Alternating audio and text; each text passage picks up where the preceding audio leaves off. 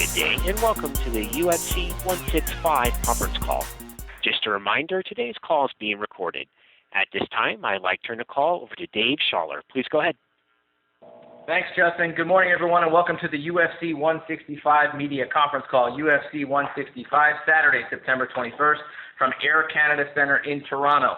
Joining us on the call today, UFC light heavyweight champion Jon Bones Jones, challenger Alexander Gustafsson, and then for the interim bantamweight championship, interim champion Renan Barão and former champion of the WEC, Eddie Wineland. Also on the call today is UFC President Dana White. Justin, let's go ahead and open it up to the first question. Thank you. If you would like to ask a question, please press *1 on your touch-tone telephone. If you're joining us today using a speakerphone, please make sure your mute function is turned off to allow your signal to reach our equipment. Again, that's *1 if you'd like to signal with a question, *1. We'll pause for just a moment.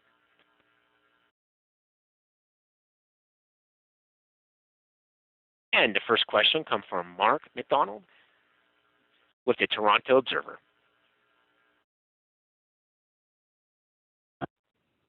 Jon Jones has headlined 3 straight events in Toronto now. Has that been a deliberate decision on your guys' part, or is that just how things have kind of worked out? I think that's just how things have kind of worked out. Every time we've planned an event in Toronto, Jon Jones was up to fight again. So. Okay, sounds good. And question for Jon. If you defeat Alex, it's going to be your 6th consecutive title defense, which is a record at light heavyweight. Anderson Silva currently holds the UFC record with 10. Is that record a goal of yours before you consider maybe moving up in a weight class?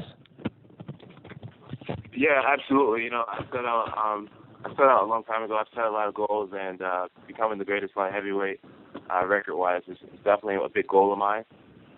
You know, seeing guys like Anderson Silva with 10 title defenses, it just motivates me a lot to just, you know, keep moving forward and things like that. So, yeah, I mean, this record means everything to me. You know, it kind of feels like my very first fight into, like, you know, just a better future. Thank you. And the next question will come from Jahyun Han with QsConfidential.com. Hi, guys. Questions for Jon. Jon, I know that you're from Central New York, and, you know, your 2 brothers went to Syracuse University. Let's say, you know, MMA is legalized in New York. What would it mean to you to fight in Syracuse at the Carrier Dome? Man, to fight at the Loud Dome, it'd be awesome. You know, my brothers have both been able to play football there, and, you know I would have so much love and support, and it'd be great for the economy. And, yeah, I know upstate New York has a very strong mixed martial arts following, and it's sad that none of the guys get to ever watch me fight live and in person. So, yeah, it'd be a true honor to fight at the Loud Dome and at Madison Square Garden. All right, thank you. And then question for Dana. Dana, I know that Pat Healy's fighting on the card. He's an Oregon native. When can we expect another fight in Oregon? That's a good question. I don't know. You know, actually, it could happen next year. Probably next year. We had you know, it was great last time we were there, and next year would make a lot of sense. Okay. Thank you, guys. Thank you. And once again, if you would like to signal with a question, please press *1. Again, that's *1. Next will be Nicholas Cunningham with Ola American Newspaper. Hey, how's everybody doing? Thanks for having me on today. My first question is for Jones. You've been compared a little bit, or Gustafsson's been compared to you before this fight and in the last few fights. Do you agree with any of those comparisons that have been said about that? No, I don't really agree with any comparisons. You know, I think the only thing me and Gustafsson has in common is that the fact that we're both 26 years old. The fact that we're both over 6 feet tall, well, over 6'4". Outside of that, I mean, we are completely different fighters. You know, I've been able to study him a lot over the last several months, and I realize there's absolutely nothing he does that's like me. I mean, we're just completely different. We have the same height and age, and that's absolutely it. Right. I have one more quick one for you too. You seem to be a champion that seems unbeatable at times, and so was Anderson Silva. Did seeing him lose in his fight affect you in any way as far as just the fighter overall? Well, I absolutely know that I'm not unbeatable. There's no one that's unbeatable. So, I don't compare myself to Anderson Silva and the fact that he lost. It has nothing to do with me. Anderson Silva has been in the game for a long time, and maybe he's at the end of his career, but, I'm just turned 26 years old, no injuries. I'm at the very beginning of my career. We're in completely different stages as far as drive, motivation. I can't say drive or motivation, but we're in completely different levels of where we're at. I mean, he's been doing this for so long, and I'm just getting started. I'm very much still on fire. So it's like, it has nothing to do with me for the most part. All right. Thank you so much. Good luck in your fight coming up. Thanks. And next will be Henrik Ek with Express. Yes, hi. I have a question for Dana White. Alexander is obviously big in Sweden. I was hoping you maybe could talk a little about his value and popularity in the UFC as a whole, and maybe a little about his development over the past few years. He's definitely popular. He's in Sweden. He's the number one contender right now, and obviously, if he wins this fight, he would be a lot more popular everywhere. So, the one thing that John was saying earlier about this fight is everybody has been complaining about John Jones, that he's too big for the weight division. He's this, he's that, which is total bullshit. If the guy is, I don't care if he's 10 feet tall, if he's too. I was curious if you had any update on Matt Grice as of today. No, I talked to his wife this morning, and she said everything is the same, and she'll keep me updated as things progress. Okay, thank you. And my next question is for John. Like I mentioned earlier, we've seen two tough champions lose their titles in 2013 with Vincent Henderson and Anderson Silva. Does that really light a fire under you to go after Gustafsson even more so? Not really. I'm always a very motivated guy. I think my motivation and work ethic is the reason why I've been able to accomplish so much in the time that I've been a part of the UFC. And, the champions that have lost this year, again, it has nothing to do with me. These guys don't train at the gym I train at. It's just they're not my teammates. They live in different states that it just has absolutely nothing to do with what's going on with me. Okay, thanks. Go ahead. No, go ahead. My last question here was for Eddie Wineland. This is your first opportunity to fight for a title since you were the WEC bantamweight champ. Do you feel like this is a long time coming, and what do you plan to do? What does this opportunity mean for you? The opportunity is huge. I mean, to me, it's almost a homecoming. You trace the lineage of the UFC bantamweight belt, it becomes the WEC belt. I was the first holder of the WEC belt, so again, to me, that's a homecoming. I've been training my butt off, and I'm going to come and put it all on the line, and my plan is to take that belt back to Indiana with me. Okay, thank you for the time.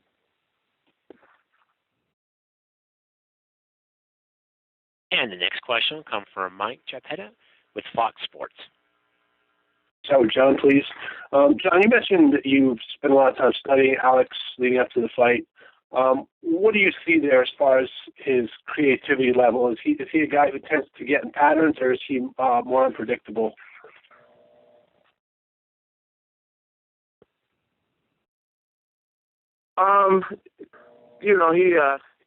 He's a good fighter. He's a good fighter. He has his style. He has his ways. I think every fighter has major tendencies, and me and my coaching staff in every category, the ground, kickboxing, boxing, and wrestling, I think we've figured out his tendencies and his safety spots and what he likes to do when he's uncomfortable and all this different stuff.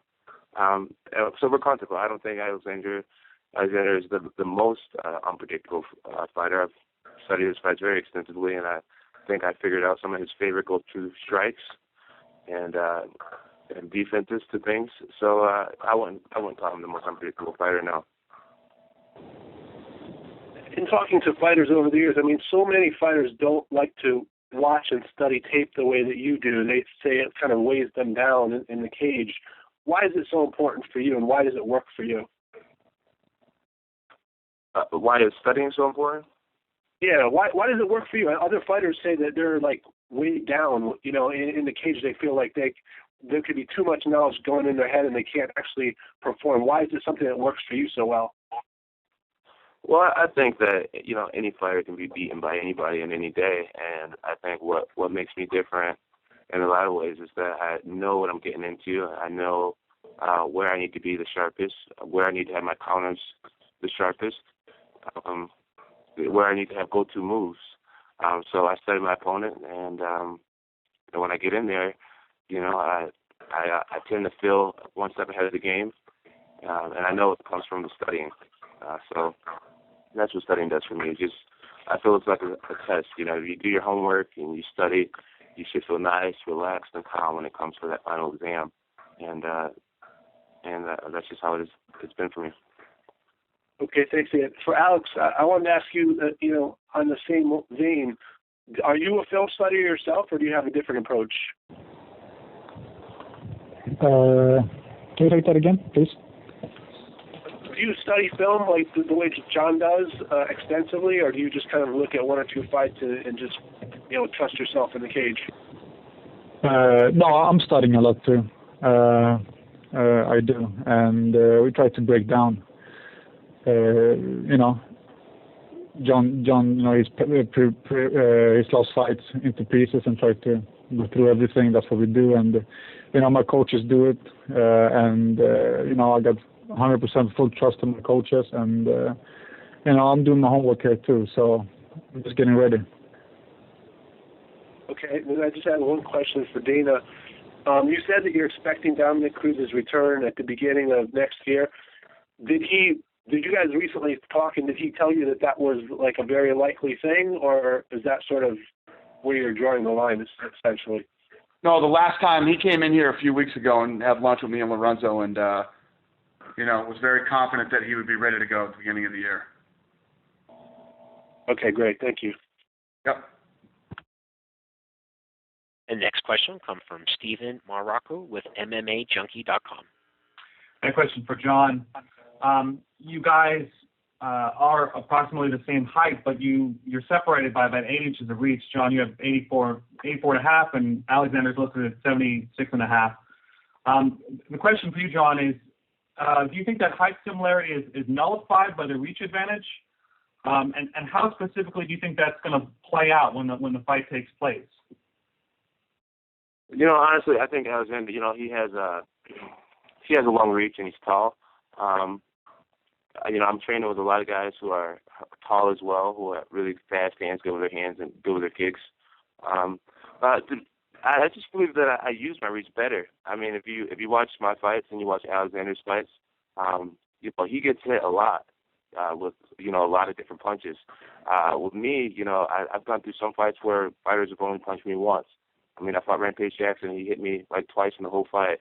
Leo Machida was able to touch my face like twice in the whole fight. Fighting against the best guys in the world, and a lot of them never even get a chance to punch me in the face throughout the fight. So I just believe that I use my timing, my rhythm, my distance a lot better than his. I think the proof is in the pudding. Alexander, how have you dealt with that in training camp, dealing with that sort of reach disparity? Well, I've been training with a lot of guys, the similar John, in many different ways. And I try always to be a better Alex for every fight. That's what I try to do. I'm training my ass off, and I just do improvements every day. So I'm feeling great, and I can't wait. And my reach is not 76.5. It's 81.2. By the way, I just want to mention that. So. Okay, yeah, sometimes these stats are off, so I apologize. But no worries. But like, for example, it's not always about reach. It's about footwork. It's being fast, in and out, stuff like that. And I'm really making sure I've really done my homework here, and I'm super motivated. Well, with that being said, do you think you're going to be able to win the fight from outside, or do you think you really need to get in past that? The end of his punches? Do you think you're going to be able to win this fight if you stay on the outside? Yeah, I will win this fight. Been staying on the outside. No doubt about it. Okay, thanks very much. Thank you. And moving on, the next question comes from Dave Bieber with Post Media. Hi, thanks you guys. I'd like to start with Eddie, if I could. We've seen quite a few examples where, for whatever reason, a fight gets delayed, X happens, Y happens, all of a sudden guy loses his title shot. Were you concerned at all, or how much disappointment was there when the original date was delayed? So it all fell into place. All right. It's been big swing for you since your 128 fight against Uriah. You come in, lose 2 fights. 3 can be a magic number. Well, not so magic, but 3 often gets guys cut. How anxious were you at that point? You've turned it around 2 in a row, get the title shot, but after losing 2, how anxious were you at that point for your prospects?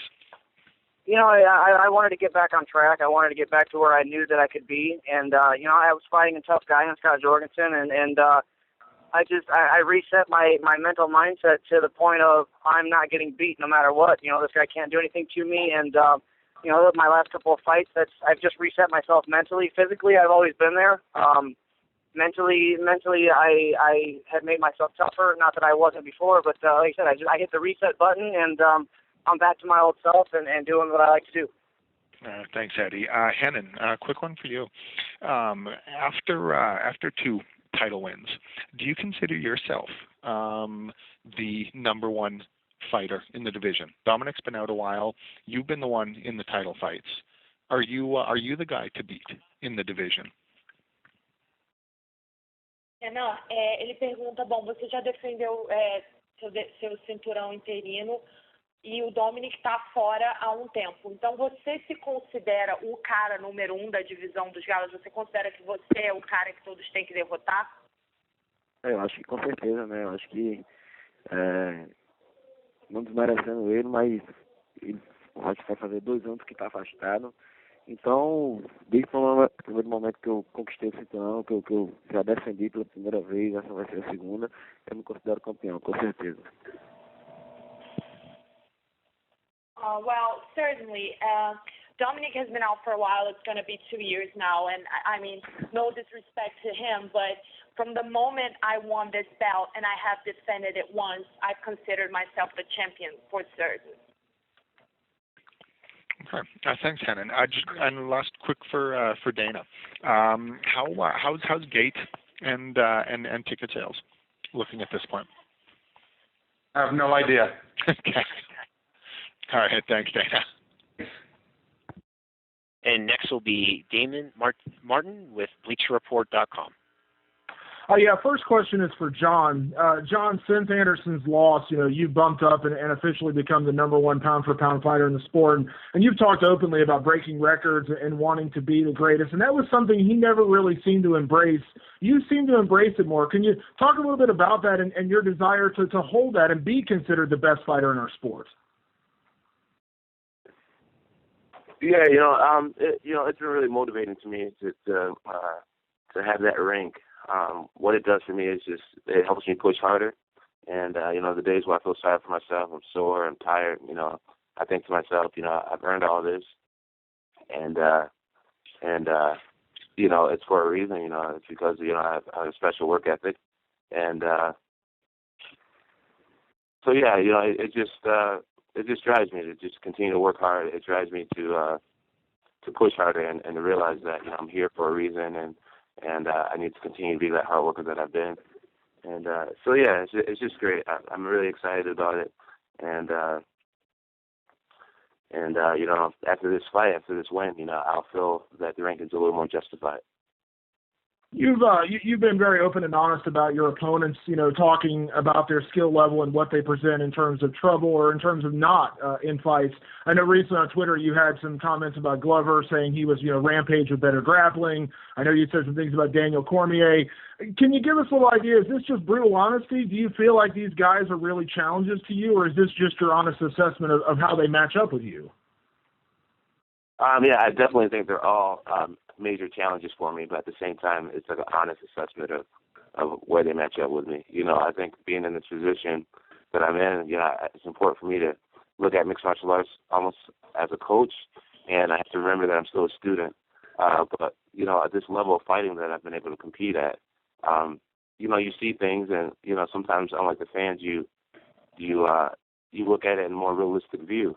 People are saying, "Oh, Gustafsson, he has the best footwork and he has the best boxing and he has," and then you really look at it and you're just like, "What are you talking about? Like, look closely, look really closely." So it's just like, I don't know. I just look through very true eyes. And that's the only way I can win these fights. I have to have an honest assessment of myself, an honest assessment of my opponent, and then I mix them all together and I come up with this formula of how to win the fight. And you got to just be real. You got to be real. Like, if your opponent is terrible on the ground, or if he's terrible with this, or he's really good at this, you got to just respect what he's really good at and just really bring to the light what he's really not good at, and just come up with a very honest assessment. Like my favorite quote: "If you know yourself and you know your enemy, you shouldn't fear the result of over 100 battles." And I really believe I know myself and my style, and I've really figured out my opponent. I believe I've figured him out, and I'm going to come up with a recipe that seems like a no-brainer to my coaching staff. And last question, John. I know you tweeted out a picture, I believe it was yesterday, of you and Greg Jackson, and you talked about the influence he's had on your career. You became a champion under his tutelage, and I know your relationship with your coach is very special. Can you give us a little insight into that relationship and what Greg has meant to your career and bringing you to this point, to where you are considered the best pound-for-pound fighter in the planet? Yeah, it's the reason why I put that out there is because I really don't talk about Greg enough and all the things he's done in my career. He's really helped change my psychology a lot. I've always been a hard worker, but since I've joined this team, I think just that whole embracing true pain and embracing suffering. These are things that he's been able to teach me. That's just brought me to a different level. You guys have seen me with a broken toe. You've seen me get my arm pretty much snapped. And you've never seen me tap out. It's just I think that's somewhere subconsciously, there's things that Greg has taught me, just to be comfortable being uncomfortable, and to realize that in order to ever be a special warrior, you have to be able to endure suffering that most people won't be willing to go through. So yeah, he's changed my psychology tremendously, and I'm all forever grateful for that. But when we talk about Jackson mixed martial arts, there's so many names that fall under that. We have Mike Winkeljohn, who I believe is the best kickboxing coach in the game. I've been able to out kickbox guys like Leo Machida, just guys who've been doing kickboxing their whole life. And I just started 5 years ago, and I have to credit that to Mike Winkeljohn. Izzy style wrestling. 100% takedown defense. I take down any wrestler, any fighter I want to take down, and that's because I have phenomenal coaches. I just added a new coach to my team, a new boxing coach. So don't be surprised if you can see me in the pocket, exchanging, weaving punches, retaliating. I just got a great program. I truly believe with my whole heart that I'm coached by 5 of the smartest coaches in the world, and that's why I've made it this far. Awesome. Thanks a lot, John. Once again, if you would like to ask a question, please press star 1. Again, star 1. The next question will come from Matt Beadle with Zoo Magazine.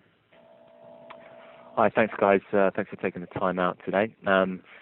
Just a quick question for John Jones. Hi John, I was actually just quite interested to know what gets you excited and motivated outside of the UFC in terms of personal hobbies, personal interests and things like that. Well, can you repeat your question? I'm sorry.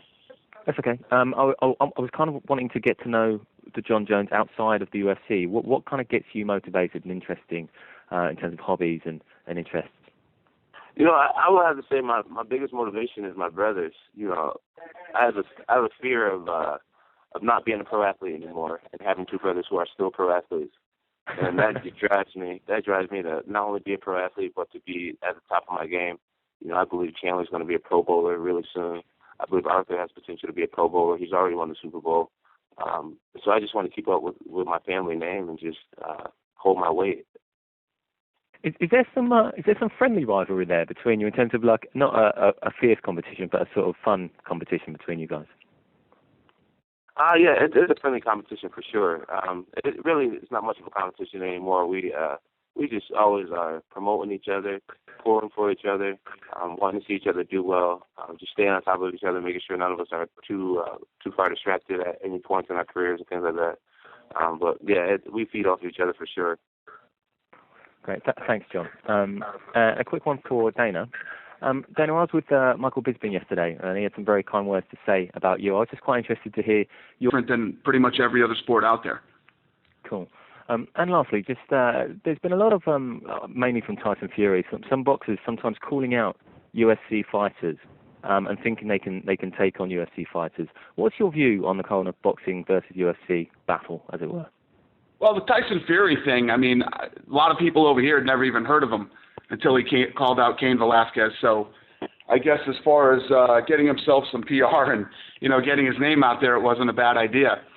But when it actually comes down to really fighting these guys, you're never going to see a boxer want to come in. I mean, James Toney did it once, and it didn't turn out too well for him either. But, I think you're going to see guys talk smack, but a lot of people aren't really going to, because the difference is I'll actually do it. I mean, if these guys come out, these fighters, talk shit and they really want to fight the guys, I'll do it. Because I'll tell you what, and this is an absolute fact, and I came from boxing, and I used to be that guy that used to talk that smack. These guys will win 100% of the time. Dana, that's great. Thanks very much for your time, guys. Really appreciate it. Thank you. And next will be Mark McDonald with the Toronto Observer. Hi there. A question for Alex. Obviously, John has shown very dominant wrestling and submission skills in his UFC career. Who's been preparing you in the wrestling submissions department, and how in general have your preparations gone for that aspect of the game? The camp has been great. I've been home in Stockholm, and I've been here at the Team Alliance in San Diego. They're great coaches. We have great guys I'm training with here. We've been taking in guys, helping me out. So, I just been blessed having such a good camp and having such great guys around me. So, I'm feeling great, and I'm feeling ready. Thank you. Thank you. And a question for Eddie Wineland. What do you think of Renan Barão's current undefeated streak? And has his streak kind of entered in your mental preparation at all for this fight? His win streak is amazing. I mean, he's got, 30-fight win streak. That being said, he hasn't fought me yet. So he's going to see where his win streak stands, and it hasn't entered my head at all. He's just another man. He puts his pants on one leg at a time, just like I do, and there's no reason I can't beat him. So that doesn't bother me at all. Thanks a lot. And the next question will come from Dave Beaver with Post Media. Hey, thanks again, guys. Just a quick one for John. It seems like Toronto has your three different fights. You've come in different stages. End of 2011, capped maybe the best single year for a fighter in company history. Last year, you come in after the whole UFC 151 thing. So you come in, the hot new champion. You come in, fans turned on you a little bit after 151. Are you at a place now where no matter what, whether love, hate, are you at a place where you're comfortable with whatever the fans perceive you, or however the fans feel about you? Yeah, I'm definitely really comfortable with who I am at this stage in my career. I just wanted to let go, just let go and just focus on what I can't control. And things I can't control is the fact that I'm going to be here for a long time. I'm going to be training. I'm going to be trying to, only want to play for a long time. And, one thing I've seen is that I'm really starting to develop my own fan base, and that's great. It means a lot to me to have people really starting to figure out who I am as a person and really appreciate who I am as a person and like me. So that's really cool. And I realize Team Jones fans, they definitely stand up for me now, and they're on it. They're on the team, and that's always good to feel. So for the most part, the people who are going to hate on me is like, you know, be a good hater if you're going to be a hater, because I'm going to be here and I'm not going anywhere. How much do you, what do you hear or do you listen? You know, how much do you hear what they're saying? You know, the ones you call them haters, whatever. How much do you listen to them? I don't listen to any blog. I promise you that. The only thing I do is I read my comments on Instagram and my comments on Twitter every once in a while. Outside of that, it's like, you know, it's just Instagram and Twitter, and people who are following me on Instagram and Twitter are obviously somewhat of a supporter, it seems like. But yeah, I don't read the blogs, so I tend not to hear as much hate anymore because, I mean, they're like on my websites when they're chatting with me. Okay, cool. Thanks, John. Mhm. And that does conclude the question and answer session. I'll now turn the conference back over to you for any additional or closing remarks. Thanks, Justin, and thank you to everyone who joined the media conference call today, including Dana, John, Alex, Eddie, and Hanan, as well as Fernando, who did translation today. Everything kicks off next week in Toronto on Thursday with Ultimate Media Day. That will be Thursday, September 19th. Dana, John, Alex, Hanan, Eddie, Brendan, and Matt. It'll be at the Shangri-La Hotel, which is at 188 University Avenue. 12 o'clock kickoff, where we'll check media in, and we'll get things rolling at 1 o'clock. It all wraps up around 3. Then Friday, we move to the weigh-ins. That will be at Maple Leaf Square outside the Air Canada Center. 2 o'clock media check-in, a Q&A with Chris Weidman at 3:15, and then fighters on the scale at 4 o'clock. It all leads into Saturday, UFC 165, September 21st. I want to thank everybody for joining today on the call, and we will see you next week in Toronto. Thank you. That does conclude today's